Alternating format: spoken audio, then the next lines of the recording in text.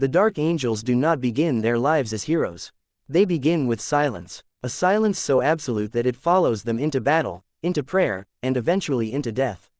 To the Imperium, they are legends, the First Legion, noble and unbreakable, angels of death wrapped in green ceramite. But legends are lies polished smooth by time, and the truth beneath the Dark Angels is jagged, rotting, and soaked in guilt. Every Dark Angel lives with a question he is never allowed to ask out loud: what if our loyalty is built on a lie so vast that the Emperor himself would condemn us for it? From the moment a Dark Angel draws his first breath as a space marine, his life ceases to belong to him. His past is erased, his name stripped away, his future narrowed to a single, merciless purpose. Yet unlike other chapters, the Dark Angels do not replace identity with brotherhood or faith with clarity. They replace it with secrecy. Knowledge is rationed like poison. Trust is not given, it is tested, withheld, and often broken. Every oath they swear carries an unspoken weight, a shadow behind the words that they are trained never to acknowledge. The chapter does not simply fight the enemies of mankind, it fights memory itself. There is a terror in serving among the Dark Angels that no battlefield can rival. It is the terror of knowing that your brothers might be watching you not for weakness, but for understanding. To understand too much is dangerous. To ask the wrong question is fatal, not always to the body, but to the soul. Promotion within the chapter is not a reward, it is a descent. Each step upward brings you closer to a truth that cannot be escaped once seen. And once the truth touches you, there is no redemption, only duty, obsession, and the slow death of everything you once believed honor meant. The Dark Angels are bound by a sin older than most civilizations in the galaxy, a sin so catastrophic that it shattered their legion and cursed every generation that followed. Official records speak of unwavering loyalty during the Horus Heresy, of a chapter untouched by treachery. This is the lie they protect with religious fervor. The truth is far worse. The truth is that the Dark Angels did fall, partially, imperfectly, and in a way that could never be fully punished or forgiven. Their damnation is not annihilation, but endurance. To live forever while knowing you should not exist as you are. Every Dark Angel fights with two wars raging inside him. One is against the Xenos, the heretic, the demon, wars of bolter fire and righteous fury. The other is internal, fought in whispers, rituals, and suppressed memories. It is the war against exposure, against confession, against the unbearable possibility that the Imperium might learn what truly happened, and that the First Legion would be stripped of its name, its honor, and perhaps its right to exist. In this war, there are no medals, only scars no armor can cover. Faith, within the Dark Angels, is not comforting. It is weaponized. Prayers are recited not to seek forgiveness, but to reinforce obedience. The Emperor is revered not as a source of mercy, but as the ultimate judge whose gaze must never turn fully upon them. Redemption is spoken of constantly, yet never defined, because to define it would require admitting what must be redeemed. This contradiction gnaws at every Dark Angel, slowly hollowing them out until duty replaces emotion, and secrecy replaces morality. To live as a Dark Angel is to accept that your life will never truly belong to the Imperium, nor even to the Emperor, but to a secret older than you, stronger than you, and utterly indifferent to your suffering. You are not allowed to hope for peace. You are not allowed to dream of glory. You exist to preserve a lie at any cost, even if that cost is the very soul you were created to protect. And the most horrifying truth of all is this: many Dark Angels no longer know whether they are guarding the Imperium from the secret, or guarding the secret from the Imperium. This is the horrifying life of the Dark Angels. Not a tale of heroism, but of penance without absolution. And this story does not begin with their fall, it begins with their refusal to ever let it end. Long before the Dark Angels were haunted by guilt, before secrecy became their second skin, they were forged in a place that taught them fear as a language. Caliban was not a civilized world waiting for the Imperium's light. It was a nightmare wrapped in forests so ancient and dense that sunlight rarely touched the ground. Monsters ruled those woods, beasts of claw, fang, and unnatural hunger, and humanity survived only behind stone walls, praying each night that the darkness would not come closer. From this world, the Dark Angels were born, and from this world they inherited a truth that would define them forever: survival demands brutality, and mercy is a luxury that gets you killed. The earliest warriors of the First Legion did not grow up dreaming of glory. They grew up learning how to kill things that should not exist. Before power armor, before bolt guns, they hunted the horrors of Caliban with blades, fire, and sheer desperation. They learned discipline not from doctrine, but from necessity. A single mistake in the forests meant death, not just for the hunter, but for entire settlements. This bred a culture of absolute obedience and emotional restraint. Fear was controlled, never expressed. Questions were suppressed, not encouraged. The seeds of silence were planted here, long before the Imperium ever knew their name. When the Emperor discovered Caliban and its lost son, Lionel Johnson, he found a legion already shaped by isolation and secrecy. The First Legion did not need to be taught discipline, they embodied it. They did not question orders because questioning had never saved anyone on Caliban. This made them ideal weapons, but it also made them dangerous. They were warriors who did not bond through warmth or camaraderie, but through shared hardship and unspoken understanding. Brotherhood was forged in battle, not conversation. Trust existed, but it was conditional and fragile. As the Dark Angels were unleashed upon the galaxy during the Great Crusade, their reputation grew quickly. They were efficient, merciless, and terrifyingly methodical. Where other legions sought glory or recognition, the Dark Angels sought completion. They erased threats so thoroughly that nothing remained, not even stories. Entire civilizations vanished under their campaigns, and the records were sealed away without ceremony. This was not cruelty for its own sake, it was the Calibanite belief that unresolved danger always returns. Better to annihilate a problem completely than risk it surviving in secret. The irony of this belief would one day consume them. Even in these early days, cracks began to form. The Dark Angels were entrusted with weapons and knowledge other legions never received, ancient technologies, forbidden arms, secrets too volatile to be shared widely. With this trust came isolation. They were used where others could not be, sent where witnesses were unnecessary. The Legion grew accustomed to operating alone, to keeping truths that no one else was meant to hear. Slowly, subtly, secrecy stopped being a tool and became an identity. Among themselves, the Dark Angels spoke little of doubt.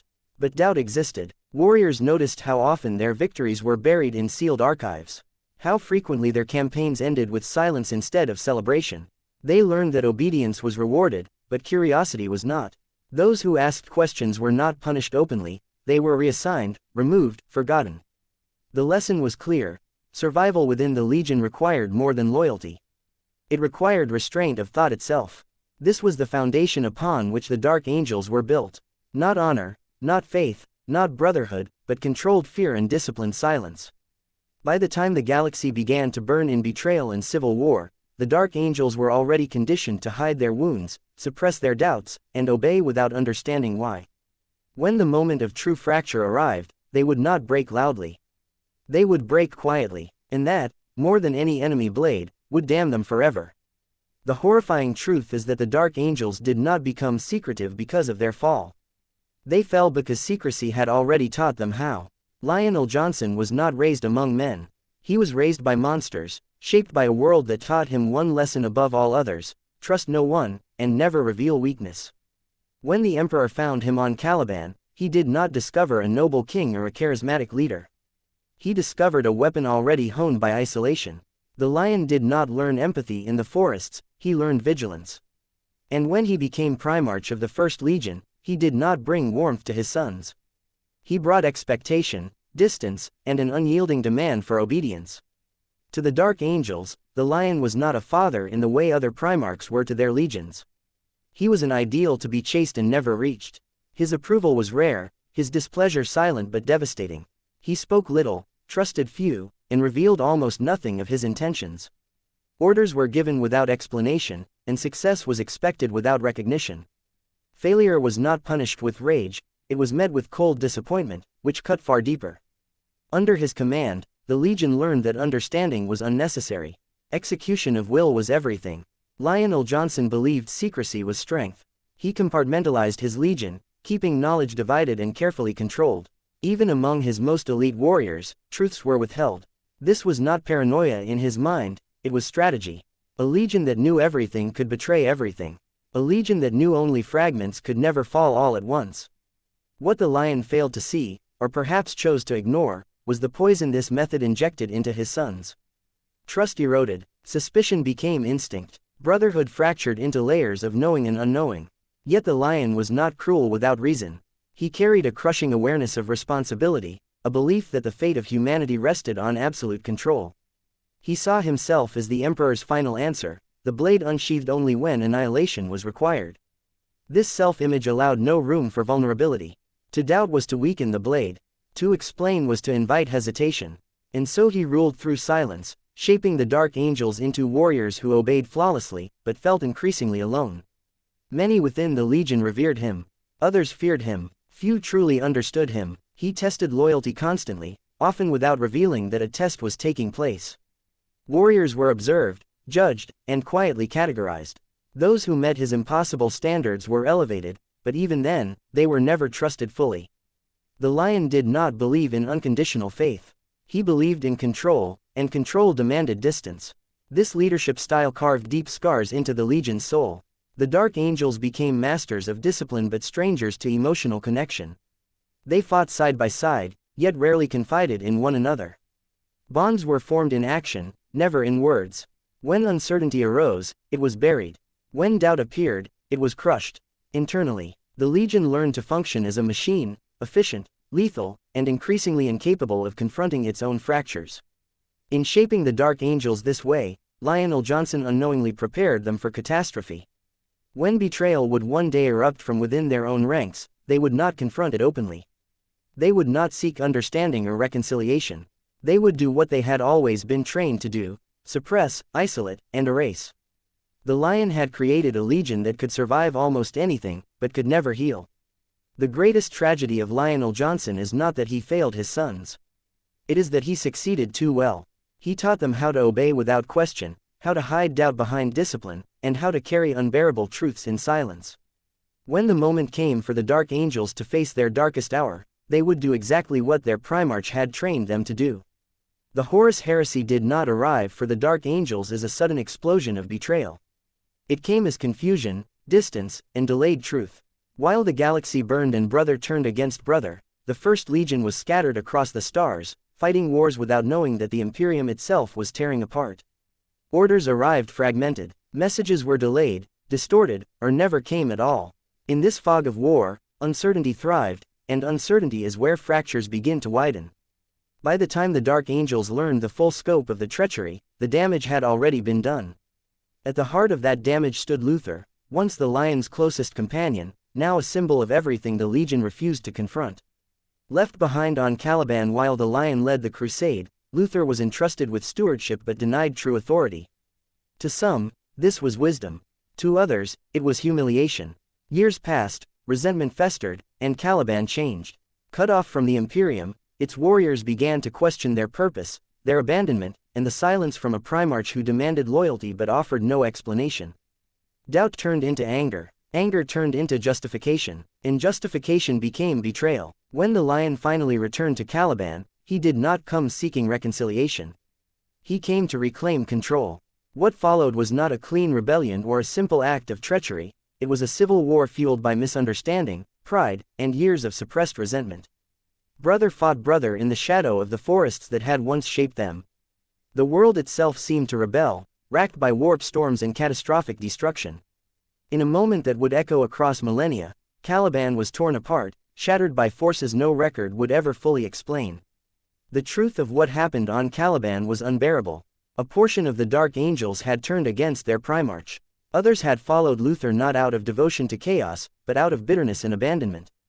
Their fall was not uniform, not absolute, and that made it worse. There was no single enemy to condemn, no clear line between loyalist and traitor. The Legion could not cleanse itself through open judgment without destroying its own identity. So it chose another path. The Dark Angels erased the truth. They rewrote their history, not for glory, but for survival. The existence of the fallen, those who had turned, fled, or been scattered through time and space, was sealed away behind layers of ritual and silence. The Legion declared itself unbroken, loyal, pure. To admit otherwise would have meant annihilation at the hands of an Imperium that tolerated no imperfection in its angels. The lie became doctrine, doctrine became law, and law became obsession. This decision damned them more thoroughly than any open betrayal could have. The Dark Angels were no longer merely warriors of the Imperium, they became custodians of a secret so catastrophic that it defined every choice they would ever make. Their war was no longer only against the enemies of mankind, but against truth itself. Every fallen who escaped judgment became a living reminder of their failure. Every unanswered question became a threat. Every moment of honesty became a risk too great to endure. The horrifying reality is that the Dark Angels did not lie because they were cowards. They lied because the truth would have shattered them beyond repair. In choosing secrecy, they chose a slower death, one that would stretch across 10,000 years. A death of identity, of trust, of moral clarity. They survived the Horus heresy not as victors, but as prisoners of a moment they could never undo. From that day forward, the Dark Angels would never truly fight for the Imperium alone. They would fight for the lie that kept them alive. And every battle, every oath, every prayer would be weighed against a single, unspoken fear. The fallen are not merely traitors. They are echoes that refuse to fade. When Caliban was destroyed and reality itself screamed, those who had stood against the lion were not all slain. Many were cast into the warp, scattered across time and space, preserved in a cruel suspension between guilt and survival. They did not age as others did. They did not die cleanly. They endured, and in their survival, they became the Dark Angels' greatest nightmare, not because of what they might do, but because of what they represent. To the Imperium, the fallen do not exist. There are no official records, no sanctioned histories, no public condemnations. But within the Dark Angels, the fallen are spoken of in whispers so quiet they barely qualify as sound. They are the proof that the Legion was never whole. That loyalty was not absolute. That the First Legion's claim of purity is built on omission. Every fallen warrior is a walking accusation, a living contradiction that threatens to unravel 10,000 years of carefully maintained silence. The most horrifying aspect of the fallen is not that they betrayed the lion, it is that many of them did not fall for the reasons the Dark Angels pretend they did. Some were corrupted by chaos. Others were driven by bitterness, pride, or despair. And some believed, truly and sincerely, that they were the loyal ones. This ambiguity is poison to a chapter that survives on rigid certainty. The Dark Angels cannot afford to acknowledge complexity, because complexity invites doubt. And doubt invites collapse. The hunt for the fallen becomes the chapter's true purpose, eclipsing all others. Wars are abandoned mid-conflict at the faintest rumor of their presence. Alliances are broken without explanation. Entire populations are left to die because a single fallen might be nearby. To an outsider, this behavior appears irrational, even heretical. But to the Dark Angels, it is necessity. Each fallen captured as a chance to reclaim a fragment of control, to assert that judgment still exists in a universe that has denied them closure. Yet capture is never enough. The fallen must confess. They must speak the words the Dark Angels themselves refuse to say.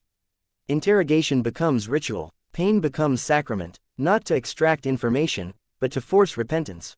The Dark Angels do not seek justice, they seek validation. They need the fallen to admit guilt so that the lie feels justified. If the fallen are truly damned, then the Dark Angels can believe they are not. And still, it is never sufficient. No confession erases the past. No execution ends the hunt. Each fallen destroyed only deepens the obsession, because their very existence confirms that the wound will never fully close. The chapter is trapped in an endless cycle.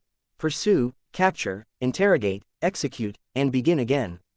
Redemption is always promised, yet never achieved. The fallen are not enemies to be defeated. They are reminders to be silenced. The cruelest truth is this: the fallen live freer lives than the Dark Angels who hunt them. Many wander the galaxy, choosing their own paths, carrying guilt openly or denying it entirely. The Dark Angels, by contrast, are chained to secrecy, ritual, and inherited shame. They are bound to a past they cannot change and a future they cannot escape. In hunting the fallen, they are not cleansing their sins, they are reliving them. And so the ghosts persist, scattered across the stars, waiting, watching, knowing that the Dark Angels will come, not because justice demands it, but because the lie cannot survive without blood to sustain it. To exist as a Dark Angel is to live inside a fortress of silence. Every word is measured, every glance is evaluated, every brother is both ally and potential liability. The chapter functions with the precision of a machine, yet beneath that order lies constant tension, an unspoken understanding that knowledge is dangerous and curiosity is fatal. This is not camaraderie as other space marines know it.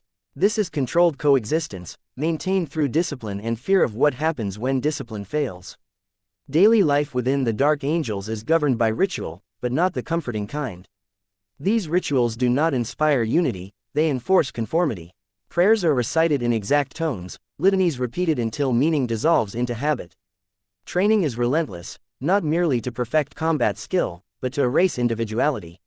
Emotion is weakness. Expression is vulnerability. The ideal Dark Angel is one whose thoughts never surface, whose doubts die before they are born. In such an environment, silence is not absence, it is survival. Rank within the chapter does not bring clarity. It brings uncertainty. As warriors rise, fragments of truth are revealed, never whole, never explained. Each revelation raises more questions than it answers, yet asking them is unthinkable. A Dark Angel learns to accept contradiction without resolution. He learns to obey orders whose purpose he cannot know. This breeds a unique form of paranoia, not the wild fear of the unstable, but a cold, disciplined suspicion that becomes instinct. You do not ask why your brother vanished. You do not wonder why missions change without explanation. You continue, because continuing is safer than understanding. Trust, when it exists, is conditional and fragile. Battle brothers fight with flawless coordination, yet rarely share genuine bonds. Personal histories are irrelevant. Feelings are distractions. Even loyalty is tested constantly, often without the subject's awareness. The chapter watches itself as closely as it watches its enemies. Surveillance is internalized. Every Dark Angel becomes his own censor, his own judge, his own jailer. The greatest cruelty of this existence is that it feels normal to those trapped within it. Recruits are broken down and rebuilt until secrecy feels like virtue. By the time a Dark Angel becomes aware that his chapter is different, wrong, perhaps, it is already too late. The conditioning is complete. The lie is internalized. He does not question it because he no longer knows how. Outside observers see only discipline and efficiency. They do not see the cost. They do not see the dreams that end abruptly, the thoughts that are strangled before they form, the creeping realization that loyalty has been redefined as silence. A Dark Angel does not live for honor or glory. He lives to endure, to maintain the structure, to keep the secret intact for one more day. This is the quiet horror of the Dark Angels, not the battles they fight, but the lives they lead between them. A life where truth is poison, trust is dangerous, and the greatest act of devotion is never asking the question that could destroy everything. The story of the Dark Angels does not end with redemption, because redemption was never truly an option. 10,000 years of silence cannot be undone by a confession, just as centuries of guilt cannot be erased by a single act of courage. The chapter continues to fight, to pray, to hunt, but not because it believes it will ever be forgiven. It fights because stopping would mean facing what it has become, and that truth is more terrifying than any demon the galaxy can conjure. The Dark Angels endure by pretending endurance is virtue. They tell themselves that secrecy is duty, that obsession is faith, that suffering is penance. Each generation inherits the same burden, never fully explained, never fully understood, yet always absolute. They are born into a war they did not start, sworn to protect a lie they did not choose, and condemned to maintain it until death. Even then, death offers no certainty. There is no promise that the Emperor watches them with pride rather than judgment. There is only silence, familiar, oppressive, and endless. Some among them still believe that if every fallen is captured, if every confession is extracted, if every trace of the past is erased, absolution will come. Others know better. They understand that the hunt has no finish line. That the fallen are not the problem, but the reminder. That even if the last of them were destroyed, the truth would still exist, in memory, in record, in the soul of the chapter itself. The Dark Angels are not chasing redemption. They are delaying reckoning, and so they march on, green armor stained by blood that never quite washes away. To the Imperium, they are heroes. To their enemies, executioners. To themselves, they are prisoners. Prisoners of Caliban. Prisoners of the lion's silence. Prisoners of a single moment when survival was chosen over truth. The galaxy will burn, civilizations will rise and fall, and still the Dark Angels will endure, unchanged, unhealed, unconfessed. Perhaps that is their final punishment. Not destruction, not exposure, but existence. To live forever is a warning written in flesh and ceramite. To serve the Emperor flawlessly while never knowing if he would forgive them. To be angels in name, but penitents in truth. And somewhere in the darkness of the void, the question still lingers, never spoken, never answered. If loyalty is built on a lie, was it ever loyalty at all?